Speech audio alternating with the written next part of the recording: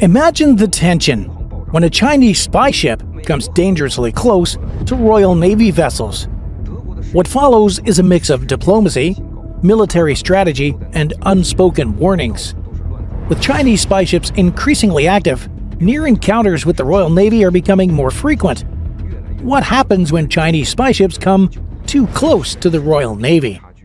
China has become a formidable naval power, with a modern navy increasingly active in international waters. A key strategy involves using spy ships, disguised as fishing trawlers or research vessels, equipped with advanced technology to monitor foreign naval activities and gather crucial intelligence. After spotting an unknown vessel, the Royal Navy crew first needs to identify it. The sophisticated radar array provides initial data on the vessel's position, speed, and heading. To confirm the radar reading, Royal Navy lookouts spring into action. They grab high-powered binoculars and scan the horizon in the direction indicated by the radar. In some cases, the ship's advanced optical systems come into play. Crew members activate long-range cameras, zooming in to get a visual on the unidentified vessel. This dual approach of electronic detection and visual confirmation ensures accuracy and provides the crew with a comprehensive initial assessment of the situation.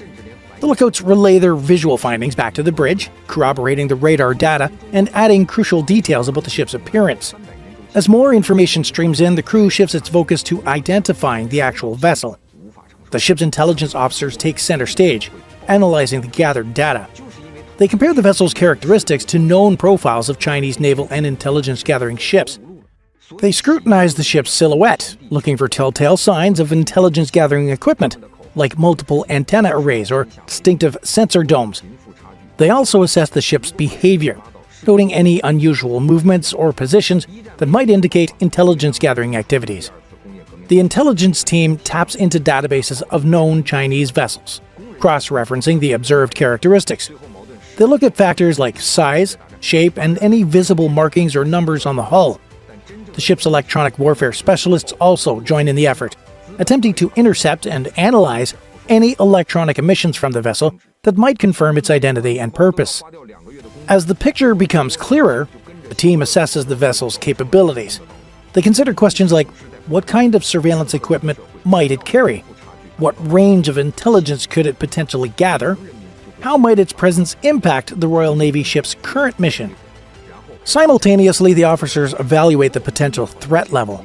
While most encounters with intelligence-gathering ships remain non-violent, the crew must prepare for various scenarios. They consider the Chinese vessel's positioning, its proximity to sensitive areas, and any recent intelligence about Chinese naval activities in the region. Throughout this process, the crew must be calm and professional, understanding the importance of accurate information. They know that misidentification could lead to unnecessary escalation, while proper identification allows for an appropriate and measured response. As the Chinese spy ship approaches, the Royal Navy's captain is immediately alerted. The incident is quickly reported up the chain of command, ensuring that every level of the hierarchy is informed. Nearby Allied ships, if present, are also notified, enhancing regional awareness and preparedness. Relevant naval command centers receive the report, allowing for coordinated responses and strategic planning. As the identity of the Chinese ship becomes clear, the Royal Navy ship's captain orders an increase in readiness. Klaxons sound throughout the ship, alerting all personnel to the situation. Crew members not already at their stations quickly move to their assigned posts, ready to respond to any developments. The captain briefs key personnel on the bridge and in the Combat Information Center. They discuss the current situation, potential scenarios, and the ship's planned response. This ensures that everyone understands their role and the overall strategy. Following established protocols, the communication officer minimizes non-essential transmissions. This reduction in radio traffic serves two purposes.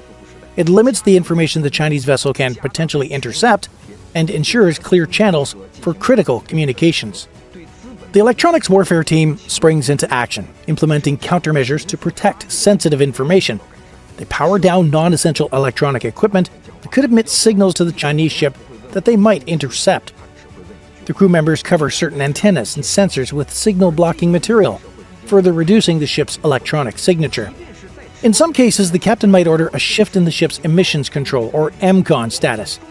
This could involve turning off certain radars or communication systems to minimize the electronic information available to the Chinese vessel. The weapons officer ensures all defensive systems are on standby, ready to activate if the situation escalates. While the encounter is expected to remain peaceful, the crew prepares for all contingencies. With the ship at increased readiness, the crew focuses intensely on monitoring the Chinese vessel, its movements, and its activities. The officer of the watch keeps a constant eye, tracking the Chinese ship's position, speed, and heading on radar. Lookouts on the bridge wings keep their binoculars trained on the Chinese ship, providing real-time updates on its visible activities. They watch for any changes in course and speed or behavior that could indicate the vessel's intentions. In the Combat Information Center, analysts pore over the data from various sensors.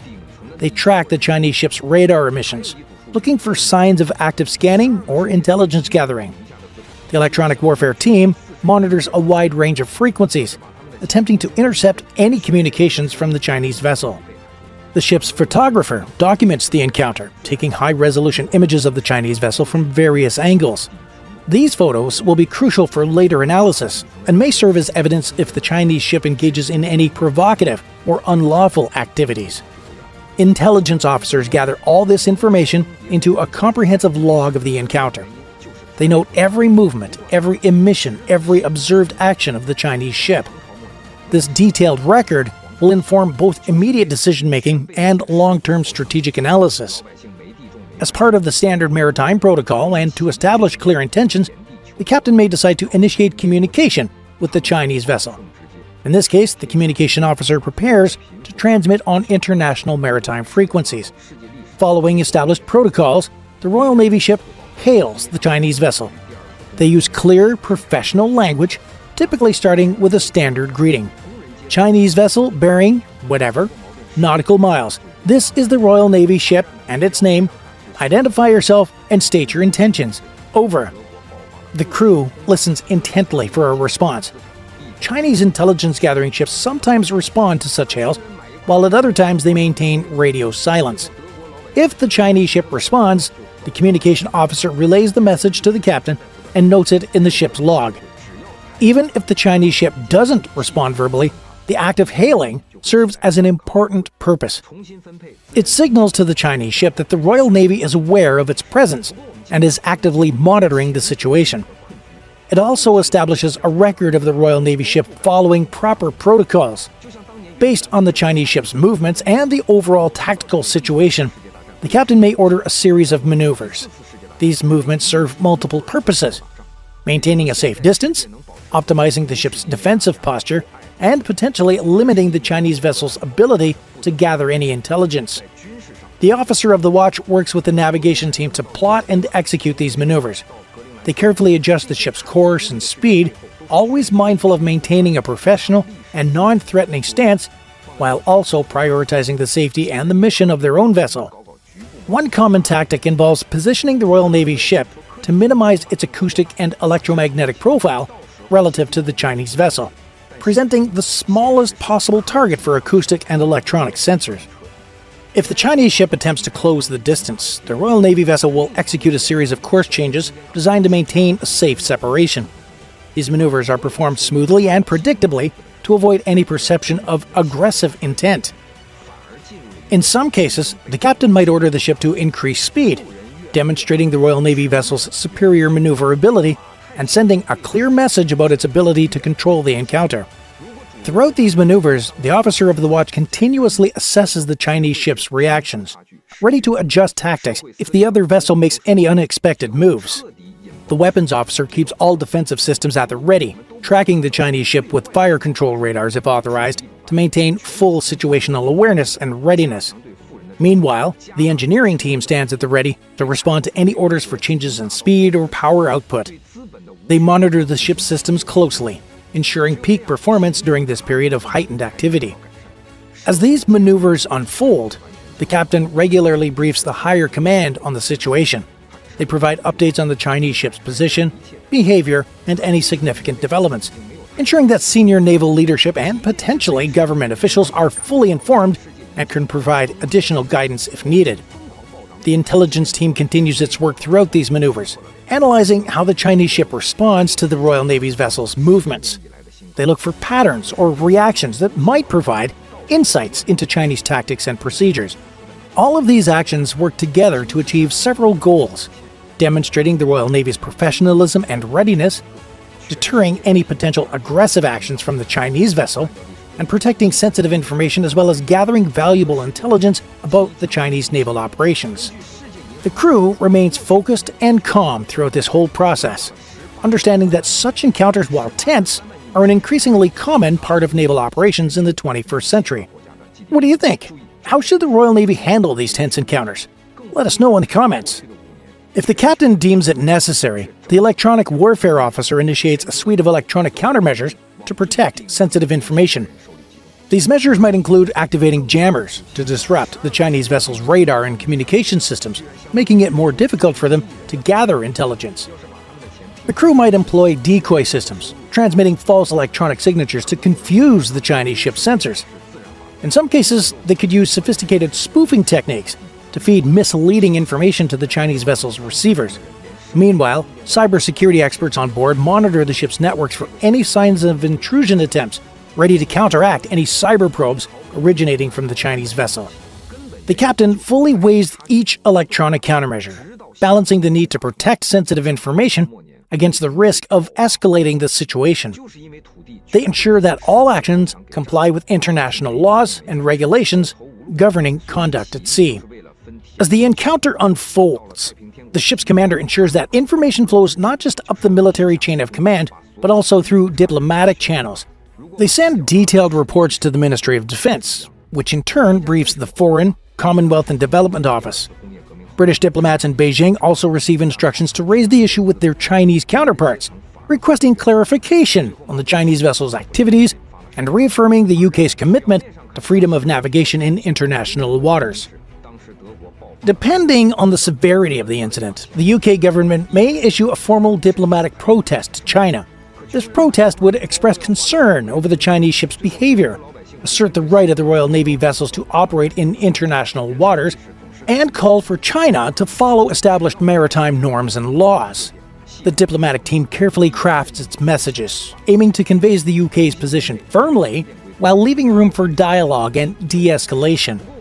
They coordinate closely with allies, particularly the United States and other NATO members, to present a unified front in response to China's naval activities.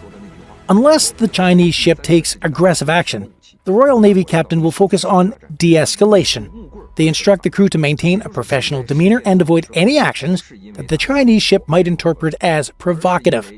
The ship continues its planned course and mission, demonstrating that the Chinese presence will not deter it from its legitimate activities in international waters. However, the captain remains flexible, ready to adjust plans if the situation demands it. The communications officer maintains an open channel, ready to respond if the Chinese vessel initiates contact. They prepare measured, non-confrontational responses to any queries or challenges from the Chinese ship. Throughout this phase, the weapons officer keeps defensive systems on standby, but refrains from any actions that might appear threatening. The goal is to project readiness and resolve without escalating tensions. The encounter typically concludes when one of the ships alters course and moves away. Often, the Chinese vessel will be the first to break contact, having completed its intelligence-gathering mission or in response to the Royal Navy ship's clear communication and professional handling of the situation. If the Chinese ship moves off, the Royal Navy captain might order a course change to increase separation, but they do so gradually and predictably to avoid any misinterpretation of intentions. The officer of the watch continues to track the Chinese vessel on radar, while the lookouts maintain visual contact for as long as possible. The crew remains at a heightened alert state until the Chinese ship is well out of range, guarding against any last-minute changes in behavior. Once the encounter with the Chinese spy ship ends, the Royal Navy crew launches into a comprehensive after-action analysis. The captain compiles a detailed incident report that captures every aspect of the encounter, from the initial detection to the final disengagement. This report, rich with insights and specific recommendations, makes its way up the chain of command, providing senior naval leadership with a ground-level perspective on the evolving challenges in contested waters. Simultaneously, the ship's training officer begins the task of distilling key lessons from the encounter, working to update existing training programs and develop new modules that will better prepare crew members for similar situations in the future. These updates might include enhanced protocols for electronic warfare, refined communication strategies when dealing with foreign vessels, and improved tactics for maintaining optimal positioning during close encounters. The intelligence gathered during the incident proves invaluable to the broader intelligence community. Analysts pore over the data, piecing together new insights into the Chinese naval operations, capabilities, and potential strategies. This translates into updated briefing materials that will inform and prepare Royal Navy crews across the fleet, ensuring that they enter similar situations with the most current and comprehensive intelligence available. Strategic planners seize upon the insights gleaned from the encounter, using them to reassess and adjust long-term strategies for maintaining an effective presence in contested waters. They consider questions like, how does this encounter reflect China's broader maritime ambitions? What new capabilities or tactics did the Chinese vessel demonstrate? How can the Royal Navy optimize its resources and deployments to counter these evolving challenges? These strategic adjustments might influence everything from fleet composition and modernization efforts to patrol patterns and international cooperation initiatives. Additionally, the information helps in coalition-building efforts, as the UK shares its experiences with allies to foster a united approach in addressing China's maritime assertiveness. Thank you for joining us on this deep dive into the high-stakes world of naval encounters. Don't forget to like, subscribe, and hit the bell icon for more videos about the Navy. Click on the next video, and I'll see you there.